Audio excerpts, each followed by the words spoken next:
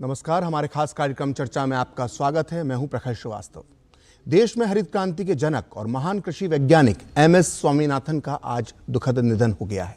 98 साल की उम्र में उन्होंने आज चेन्नई में आखिरी सांस ली। स्वामीनाथन आज भले ही हमारे बीच में नहीं है, लेकिन उनके महान योगदान को युगों युगों तक याद रखा जाएगा, क्योंकि एक दौर था जब भारत को अपना पेट भरने के लिए, यानी अनाज के लिए, जरूरत के अनाज के लिए दूसरे देशों पर निर्भर रहना पड़ता था। लेकिन आज अगर ये देश खाद्यान्न के मामले में आत्मनिर्भर है, तो इसके पीछे स्वामीनाथन के योगदान को नहीं भुलाया जा सकता। ये वही स्वामीनाथन हैं जिनके महान प्रयासों की वजह से इस देश के किसानों की पैदावार बढ़ी। स्वामीनाथन ने न सिर्फ किसानों की भलाई के लिए काम किया, बल्कि उन्होंने एक ऐसी रिपोर्ट भी तैयार की जिसकी आज भी चर्चा होती है। इस रिपोर्ट को स्वामीनाथन कमीशन की रिपोर्ट के तौर पर जाना जाता है। आज हम अपने खास कार्यक्रम चर्चा में महान कृषि वैज्ञानिक एमएस स्वामीनाथन के योगदान पर बात करेंगे और हमारे साथ होंगे कुछ खास मेहमान। लेकिन पहले देखते हैं ये रिपोर्ट। दास्ता की बेड़ियों से जब देश आजाद हुआ, तब आज जैसे हालात नहीं थे। अंग्रेज देश को खोखला छोड़ गए थे। न खाने को अन्न था, न पीने को ठीक से पानी। सिंचाई के लिए व्यवस्था दाल में नमक बराबर थी। देश में चारों तरफ खाद्यान्न संकट बढ़ता जा रहा था। उस समय डॉक्टर एमएस स्वामीनाथन देश के लिए मसीहा बनकर आए और ऐतिहासिक हरित क्रांति के द्वारा देश के सामने बड़े खाद्यान्न संकट को दूर कर कृषि क्षेत्र में आत्मनिर्भर बनाने का मार्ग प्रशस्त किया। इसके बाद देश के किसानों ने कभी पीछे मुड़कर नहीं देखा। तमिलनाडु के उस वैज्ञानिक को आज पूरा देश भावभीनी श्रद्धांजलि दे रहा है। हरित क्रांति के जनक और महान कृषि वैज्ञानिक एमएस स्वामीनाथन का गुरुवार सुबह 11:15 पर निधन हो गया। 98 वर्ष की आयु में वह दुनिया को अलविदा कह गए। चेन्नई स्थित अपने आवास में उन्होंने अंतिम सांस ली। उनका कुछ वक्त से उम्र संबंधी बीमारियों के चलते इलाज चल रहा था। एमएस स्वामीनाथन को फादर ऑफ ग्रीन रेवोल्यूशन के नाम से भी जाना जाता है। स्वामीनाथन ने देश को खाद्यान्न के क्षेत्र में आत्मनिर्भर बनाने के लिए महत्वपूर्ण योगदान दिया है। उनकी पुत्री सौम्या स्वामीनाथन ने अपने पिता के योगदान को याद किया। उन्होंने बताया कि एमएस स्वामीनाथन किसानों के कल्याण और देश को आत्मनिर्भर बनाने को लेकर हमेशा प्रयास करते रहे। हमेशा वो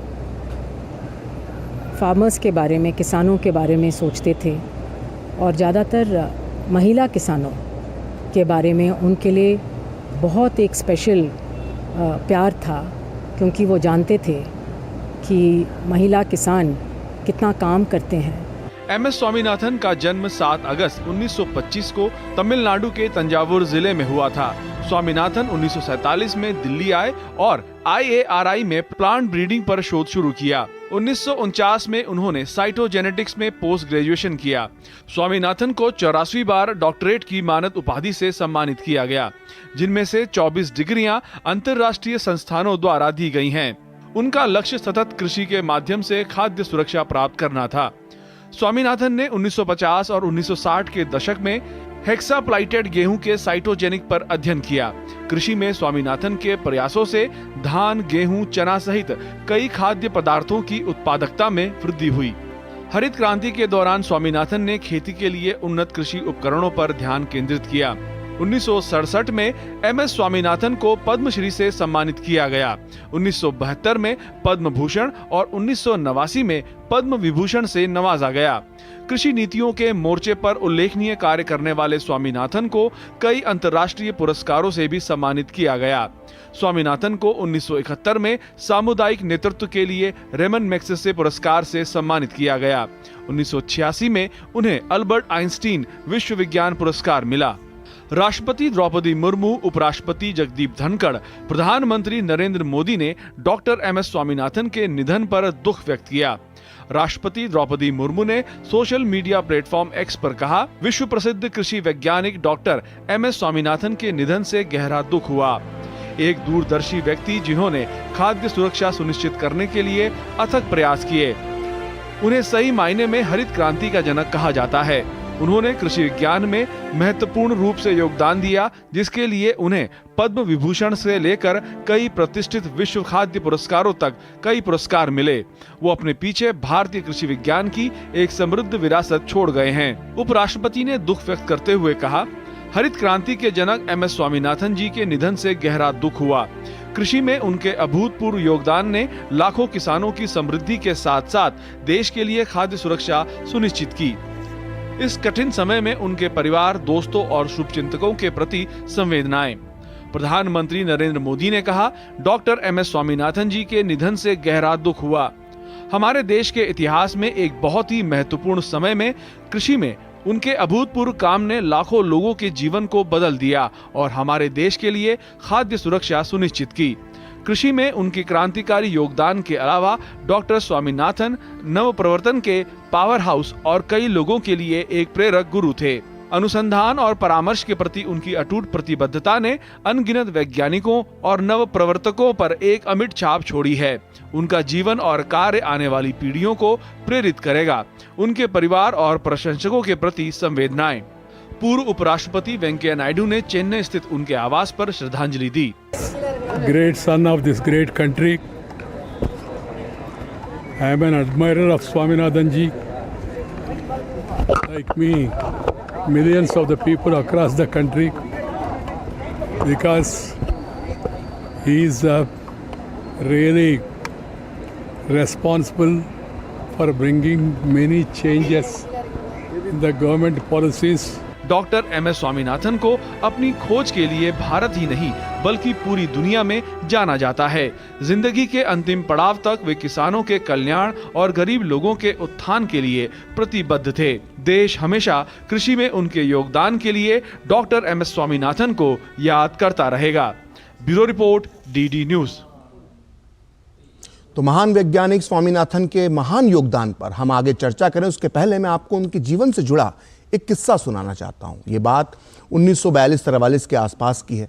बंगाल में अकाल पड़ा हुआ था। रोज हजार लोग भूख से तड़प तड़प कर दम तोड़ रहे थे। इसी दौर में बंगाल से काफी दूर दक्षिण भारत में त्रावणकोर में एक स्टूडेंट क्लब हुआ करता था। यहाँ छात्रों के बीच डिबेट हुआ करती थी। तब 18 साल के एक युवक ने मंच से ये कहा था कि मेरा ये सपना है कि मेरे देश में कोई भी भूखा ना सोए। और ये युवक कोई और नहीं बल्कि स्वामीनाथन जी थे, जिन्होंने अपने प्रयासों से अपने सपने को पूरा किया। और आज नतीजा यह है कि आज हमारा देश खाद्यान्न के मामले में आत्मनिर्भर है। तो आज ऐसे महान वैज्ञानिक स्वामीनाथन के योगदान पर चर्चा को हम आगे बढ़ाते हैं और आपका परिचय मैं अपने मेहमानों से करवाता हूं। हमारे साथ जुड़ चुके हैं डॉक्टर SK मल्होत्रा, जो पूर्व कृषि आयुक्त हैं और कृषि एवं किसान कल्याण मंत्रालय से संबंधित रहे हैं। साथ ही हमारे साथ जुड़ चुके हैं संदीप दास, जो वरिष्ठ पत्रकार हैं और देश की जो खेती की जो किसानों की जो समस्याएं हैं, किसानों से जुड़े मुद्दे हैं, उन पर लंबे समय से ये पत्रकारिता करते रहे हैं। तो मेरा पहला सवाल मल्होत्रा जी आपसे है, क्योंकि हम चर्चा को आगे बढ़ाएं उसके पहले मैं चाहता हूं कि आप दर्शकों को बताएं, क्योंकि युवा दर्शकों को ये मालूम पड़ना चाहिए कि 1960 के दशक में जब स्वामीनाथन जी ने हरित क्रांति की शुरुआत की तो उस वक्त देश की खाद्यान्न स्थिति क्या थी, क्योंकि जब तक हम ये नहीं जानेंगे तब तक हमें उनके योगदान को हम गंभीरता से नहीं समझ पाएंगे। जी मल्होत्रा जी। जो 1960 और 1970 का जो समय था हमारे देश में, एक तरह से मैं ये कहूंगा कि बड़ा ही विपरीत तरह का समय था, जिस टाइम में हमारे पास खाद्यान्न की कमी थी और उस खाद्यान्न को पूरा करने के लिए पूरा देश चिंतित था कि उसको जो है कैसे पूर्ति हो। तो उस समय में जो एक देश में एक रूपरेखा सोची गई थी कि अगर हमें हरित क्रांति लानी है तो उसके लिए क्या रूपरेखा हो, तो हमारे माननीय डॉक्टर MS स्वामीनाथन साहब की अध्यक्षता में जो है एक प्रकार की जो कमेटी बनी और कार्य जो है इनको सौंपा गया था। और उसमें ये देखा गया कि हम किस तरह से हम उत्पादन और उत्पादकता को बढ़ा सकते हैं। तो जितनी भी नई किस्में थी, चाहे वो चावल की थी, गेहूं की थी, क्योंकि यही हमारे मुख्य स्टेपल फूड थे, और खाद्य सुरक्षा को सुनिश्चित करना बहुत आवश्यक हो गया था, क्योंकि वो PL 480 स्कीम और इसके अलावा हम बहुत सारे अन्य देशों पर भी निर्भर थे अपने खाद्यान्न को पूर्ति करने के लिए। तो सबसे पहले जो उनकी रूपरेखा थी उसमें ये आया स्थान कि जितनी हमारी उच्च उत्पादन वाली किस्में हैं चावल और गेहूं की, उनको जो है हमें अपने किसानों को उपलब्ध कराएं और उन उच्च उत्पादन वाली किस्मों के माध्यम से हमारा अपना उत्पादन भी बढ़े, जिससे कि हम स्वयं जो है एक प्रकार से आत्मनिर्भर बने। तो उन सब चीजों को बढ़ावा देने के लिए एक सुनियोजित ढंग से एक राज्य जितने अलग हमारे राज्य हैं उनको जो है शामिल करके उनमें ये कार्यक्रम को शुरुआत की गई। मुख्य रूप से पंजाब, हरियाणा और उत्तर प्रदेश को पहले लिया गया, जिसको हम एक तरह से खाद्यान्न का बाउल मानते हैं, और वहीं से ही हरित क्रांति का सूत्रपात हुआ। और आज हमारा देश एक तरह से मैं ये कहूंगा कि खाद्यान्न सुरक्षा में हम लोग पूरे विश्व को जो है एक तरह से खाद्यान्न उपलब्ध करा रहे हैं। बहुत सारे ऐसे देश है जिनमें कमी है, वहां पर भी जो है हमारे यहाँ से खाद्यान्न जा रहा है और हम सेल्फ सफिशिएंसी हुई है। इसके अतिरिक्त जो है उत्पादन भी अधिक हुआ है और हमारे पास एक्सपोर्ट भी करने लगे हैं। तो ये एक का जो ये योगदान है वो सब उन्हीं के जो एक फाउंडेशन और जो नींव रखी गई थी, जो ग्रीन रिवॉल्यूशन की जो नींव उनसे रखी गई थी वो प्राप्ति हुई वो। और उन्होंने जो सबसे पहले जो नई बात कही थी, green revolution to evergreen revolution, वो हम लोग आज प्राप्त कर रहे हैं, वो उन्हीं की देन है। जी हमारे साथ संदीप दास जी भी हैं। संदीप दास जी, जो शुरुआती 10 वर्ष थे हरित क्रांति के लिए, वो कितने महत्वपूर्ण थे? क्योंकि एक बड़ा बदलाव स्वामीनाथन जी करना चाह रहे थे, क्योंकि हमारे देश में सदियों से एक पारंपरिक खेती होती रही, उसमें बदलाव लाना, तो ऐसी कितनी बड़ी चुनौती स्वामीनाथन जी के सामने थी? है बहुत बड़ा चुनौती था। जैसे मंथा सर ने अभी बताया कि जो PL 480 का एक जिक्र किया था, ये एक यूनाइटेड स्टेट्स तो अमेरिका इसको यूज कर रहा था कि जो उन्होंने हम लोग को फूड ग्रेन देंगे और उस हिसाब से जो डिप्लोमेटिक हमारे जो फॉरेन पॉलिसी है वो डिक्टेट करने की। बिल्कुल। तो PL 480 को बहुत सारा यूज करके हम लोग को मतलब पूरा जो फूड ग्रेन डिपेंडेंट होते हैं तो देश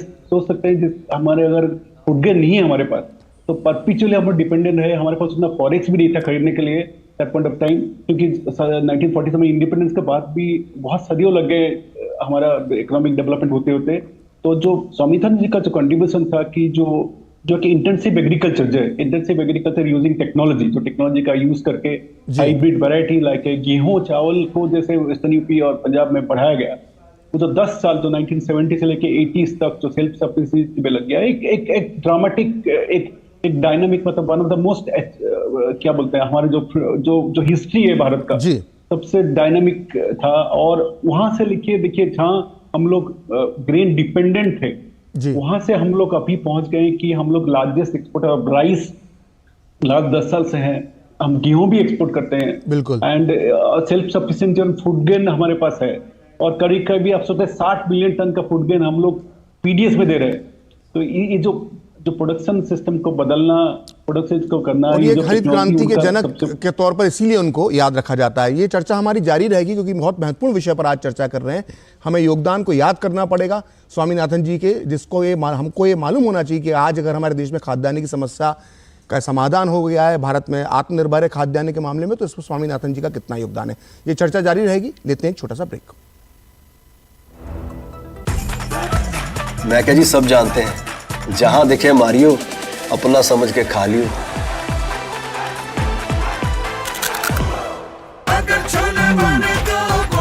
गोल्डी छोले मसाले, जहां जाए रिश्ते बनाए, जहां जाए रिश्ते बनाए, गोल्डी मसाले। बहुत हार्ड वर्क करते हो, मेरी तरह स्मार्ट वर्क करो। क्यों, लॉटरी लगी है? लॉटरी समझो, शेयर मार्केट की एक मस्त स्कीम में इन्वेस्ट कर रहा हूँ, गारंटीड हाई रिटर्न्स आएंगे। आपके गारंटीड हाई रिटर्न्स कोई करण अर्जुन नहीं है जो जरूर आएंगे? मतलब? बाबा, शेयर मार्केट में जोखिम होता है, कोई भी गारंटीड हाई रिटर्न्स का वादा नहीं कर सकता, ये गैर कानूनी है। अच्छा? हाँ। समझ कर इन्वेस्ट कर। चाची, कल्याण भव, सुखी भव, और सबसे जरूरी आशीर्वाद आयुष्मान भव। वो तो मोदी सरकार सबको दे रही है। देश के धनी आदमी जिस प्रकार से आरोग्य की सेवा प्राप्त कर सकते हैं, अब मेरे देश के गरीब को भी वही सेवाएं उपलब्ध होनी चाहिए। शुरू हो रहा है आयुष्मान भव अभियान 17 सितंबर से। आयुष्मान आपके द्वार का तीसरा चरण, मोबाइल से ही बन जाएगा आयुष्मान कार्ड। आयुष्मान मेला आयोजन, जहां कई बीमारियों की होगी मुफ्त जांच और इलाज। अंगदान शपथ पंजीकरण, जिससे हमारे बाद भी किसी और को मिले जीवन। रक्तदान शिविर और आयुष्मान सभा का आयोजन। इन सुविधाओं का लाभ उठाने नजदीकी आयुष्मान हेल्थ और वेलनेस सेंटर पर जाएं। अब होगा जन जन आयुष्मान। ब्रेक के बाद एक बार फिर आपका स्वागत है और हम बात कर रहे हैं डॉक्टर स्वामीनाथन की, जिनका आज दुखद निधन हो गया है और उनका जो कृषि के क्षेत्र में जो योगदान रहा उस पर चर्चा करने के लिए हमारे साथ दो खास मेहमान हैं। तो आइए चर्चा को आगे बढ़ाते हैं। मल्होत्रा जी, आप ब्रेक से पहले जो बात कर रहे थे, आपने पंजाब का जिक्र किया कि इस तरह से पंजाब में उन्होंने हरित क्रांति की शुरुआत की, लेकिन डॉक्टर स्वामीनाथन ये जानते थे कि जो हरियाणा और पंजाब का जो कृषि का पैटर्न है वो देश के बाकी हिस्सों में नहीं चल सकता, इसलिए उन्होंने देश के बाकी हिस्सों के लिए भी अलग योजनाएं बनाई। वो योजनाएं किस तरह की थी? बिल्कुल, क्योंकि अभी आप देखेंगे कि हमारी जो खेती है वो जलवायु आधारित है जी। तो अलग अलग क्षेत्रों में जो कृषि जलवायु है उसमें आपको थोड़ा थोड़ा परिवर्तन देखने को मिलेगा और अधिक उत्पादन में और सफल उत्पादन में हमारी जो कृषि जलवायु है उसका बड़ा महत्वपूर्ण स्थान है। और इस बात को पहचानते हुए हमारे माननीय डॉक्टर एमएस स्वामीनाथन साहब ने अपने एक तरह की नेशनल पॉलिसी भी बनाई, उसमें भी इन सब चीजों का जिक्र किया और उसमें इन सब चीजों को ध्यान में रखते हुए उन्होंने अलग अलग जलवायु आधारित योजनाएं बनाई। और उसके लिए उनका ये कहना था, जो उनकी योजना में शामिल था, कि पंजाब, हरियाणा, उत्तर प्रदेश, इनको हम अलग रूप से लेकर के चलेंगे जब हमें कृषि उत्पादन बढ़ाना है, मुख्य रूप से गेहूं, चावल और इन फसलों को। उसी तरह से उनका यह भी कहना था कि जो हमारा नॉर्थ ईस्टर्न रीजन है, ईस्टर्न रीजन, दोनों मिलाकर के ईस्टर्न रीजन भी, जो पूर्वोत्तर क्षेत्र हैं, वो भी चावल उत्पादन के लिए बहुत ही बड़े क्षेत्र हैं, जहां पर से बहुत अधिक उत्पादन निकल करके आता है। उस क्षेत्र में एक तरह से उनका ये कहना था कि संसाधनों की कमी है, उस पर भी जोर देने की जरूरत है। उसी को जो है ध्यान में रखते हुए, उसी सिफारिश को ध्यान में रखते हुए भारत सरकार ने bringing green revolution in the eastern region, ये एक नया कार्यक्रम जो है चलाया था, जिससे कि खाद्य सुरक्षा, पोषण सुरक्षा हमारी सुरक्षित हो। इस बाउल से जो हरियाणा, पंजाब और उत्तर प्रदेश की बात करते थे, उसके साथ साथ हमारा जो चावल और अन्य जो फसलों का उत्पादन है वो ईस्टर्न रीजन से भी आए, उसके लिए जो है योजना उनकी थी। लेकिन उनका जो एक मुख्य बिंदु मैं जरूर कह देना चाहूंगा, जो उनका हमेशा से चिंता का विषय रहता था, कि जो पर्यावरण है हमारी जो कृषि पर्यावरण है उसको भी साथ में सुरक्षित रख करके चलना है। उनकी हमेशा से चिंता रहती थी कि भू संरक्षण हो रहा है बहुत सारे क्षेत्रों में, ये उनके कार्य रूप में शामिल था। भू संरक्षण को जो है कैसे कहां रोका जाए, और जहां कहीं कृषि रसायन है उनका सही प्रयोग नहीं हो रहा है, उस प्रयोग पर भी उन्होंने हमेशा से चिंता जाहिर की थी। और यही वजह थी कि उनको अंतरराष्ट्रीय स्तर पर भी जो है यूएनईपी प्रोग्राम में जो है यूएनईपी ने उनको एक अवार्ड से भी नवाजा था, जिसको ये कहते हैं कि जो मैं ये कहूंगा कि फादर ऑफ इकोनॉमिक इकोलॉजी कहा गया था, और उनको एक अवार्ड भी दिया गया था।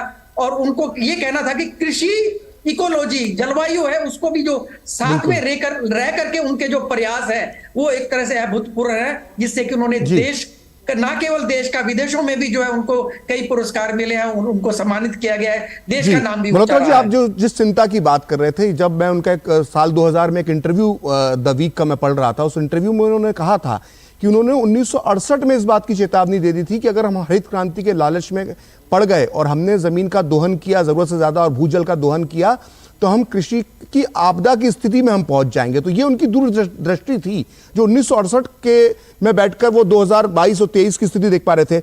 संदीप जी, मैं आपसे जानना चाहूंगा कि कृषि वैज्ञानिक बहुत हुए हैं, बहुत महान वैज्ञानिक इस देश में हुए हैं, लेकिन स्वामीनाथन जी को हरित क्रांति के अलावा इसलिए भी पहचाना जाता है कि उन्होंने महिला किसानों की समस्या की तरफ भी ध्यान दिया। ये एक अलग तरह का दृष्टिकोण था उनका, क्योंकि वो नेशनल कमीशन फॉर फार्मर्स में जो वो थे, हेड कर रहे थे, 2004 की बात है, उसमें भी महिला किसान के बारे में किया था। क्योंकि उनका जो बेसिकली उनका जो स्टडी था basically beyond economics, basically beyond science था बेसिकली। क्योंकि इसका जो इम्पैक्ट है, जो कृषि का जो इम्पैक्ट है, क्योंकि आपको देखा जाए कि जो लेबर है, जो काम करते हैं कृषि में, उसमें महिला पूरा हिस्सेदार है उसमें। तो उनका कैसे बेहतर हो सके, उनका लाइफ कैसे बेहतर है, उसके बारे में वो सोचते थे। इसलिए इवन अब जब राज्यसभा का मेंबर भी थे, कब कई सारे मुद्दे उठाए थे महिला किसानों के बारे में, जो कि आप अभी देखने को मिला, उनका डॉटर ने अभी रेस किया था। तो एक होलिस्टिक अप्रोच जो बोलता है ना एग्रीकल्चर में, वो देखने चाहता है, क्योंकि अल्टीमेटली एग्रीकल्चर खाली साइंस नहीं है, उसका impact on the human being, उसका इम्पैक्ट ऑन द सोसाइटी वो कैसा है, वो दूरदर्शी थे। काफी, इसलिए वो ग्रीन रिवोल्यूशन से एवरग्रीन रिवोल्यूशन के बारे में बात करते थे। बिल्कुल। और वो ये बात थे सॉइल हेल्थ के बारे में बात करते थे, और इतना लंबा उसका सफर रहा है। तो इतना एक पर्सनालिटी, एक आइकॉन थे, और वो एक जो इम्प्रिंट छोड़कर गए भारत का जो एग्रीकल्चर में, वो कभी फिल अप नहीं होगा और हो भी नहीं सकता, क्योंकि ऐसा कंट्रीब्यूशन बहुत रेयरली देखने को मिलता है। जी संदीप जी, मैं आपको यहाँ पे रोकना चाहूंगा क्योंकि वक्त एक ब्रेक का हो रहा है। ब्रेक के बाद हम चर्चा करेंगे स्वामीनाथन कमीशन की उस रिपोर्ट पर जो उन्होंने एमएसपी पर दी थी। तो फिलहाल लेते हैं छोटा सा ब्रेक। मैं क्या जी, सब जानते हैं, जहां देखे मारियो, अपना समझ के खा लियो। कैमरा 4। शेयर मार्केट में इन्वेस्ट करें, गारंटीड रिटर्न से लाखों कमाएं। ये लिमिटेड ऑफर सिर्फ आपके लिए। नागिन की आंख में कैमरा फिट होता है। तुम भी क्या बकवास में यकीन करती हो? आप भी तो वही कर रहे हो पापा। शेयर मार्केट में कोई गारंटीड रिटर्न्स का वादा नहीं कर सकता। ऐसा कोई मैसेज, मेल या एड दिखे तो समझिए गलत है। ऐसे स्कीम निवेशक के साथ धोखा है और कानूनन अपराध भी। कितनी बार तो समझाया आपको। समझकर इन्वेस्ट कर।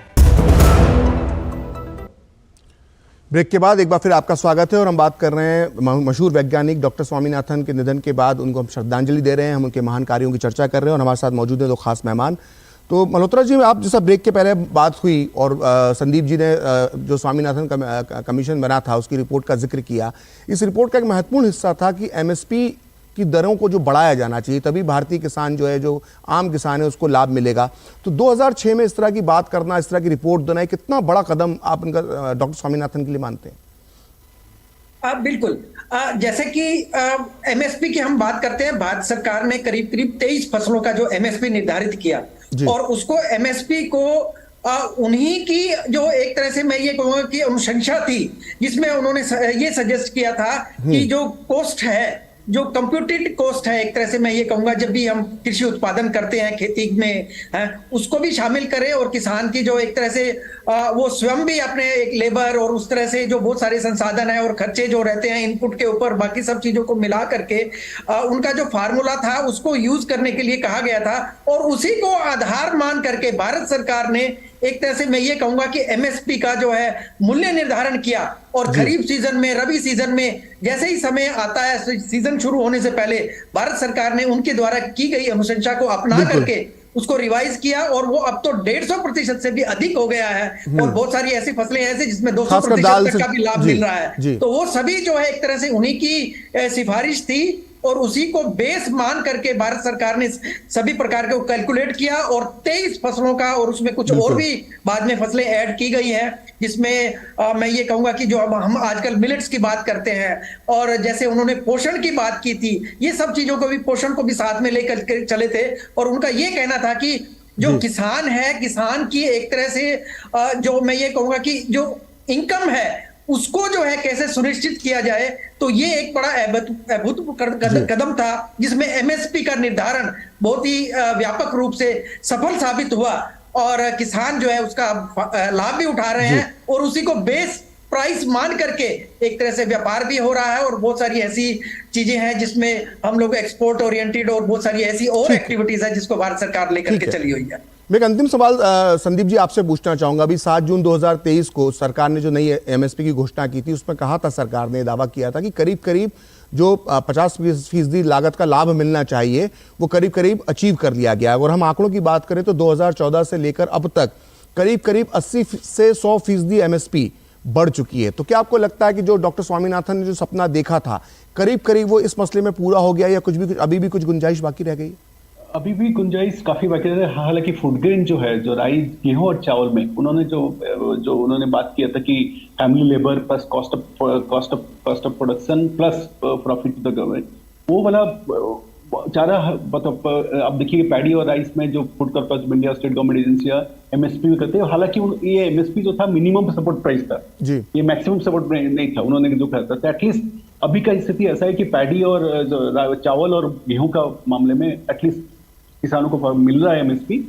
हालांकि बहुत सारे अभी तक चैलेंज है, बट ऑयल सीड्स और दूसरे जो पल्सेस में अभी भी थोड़ा सा गुंजाइश है काम करने के लिए, क्योंकि हम लोग काफी इंपोर्ट भी कर रहे हैं पल्सेस और इंपोर्ट ऑयल सीड्स, तो उसमें काफी ज्यादा काम करने की रहते हैं। फूड ग्रेन में हम लोग सेल्फ सस्टेन बन चुके हैं, स्वामीनाथन जी, उनका सब्सिक्वेंटली जितना सब काम हुआ है साइंटिफिक एंड पूरा के पूरा, मैं एक छोटा सा बता देता हूँ कवली, वो इंडियन एग्रीकल्चर रिसर्च आज जितना भी राइस वैरायटी और व्हीट वैरायटी आप देख रहे हो, ये इंडियन एग्रीकल्चर रिसर्च इंस्टीट्यूट का देन है। अभी तक जो बासमती राइस एक्सपोर्ट कर रहे हैं वो भी जो इतना बड़ा एक्सपोर्ट मार्केट है वो भी इंडियन एग्रीकल्चर रिसर्च जो कि संदीप जी, मुझे आपको यहाँ पे रोकना पड़ेगा, समय का अभाव है। यह कार्यक्रम हम समाप्ति की ओर बढ़ चुका है और हरित क्रांति के जनक को श्रद्धांजलि देने के लिए आप हमारे साथ डीडी न्यूज पर जुड़े। आप दोनों मेहमानों का बहुत बहुत धन्यवाद। तो आप देखते रहिए डीडी न्यूज।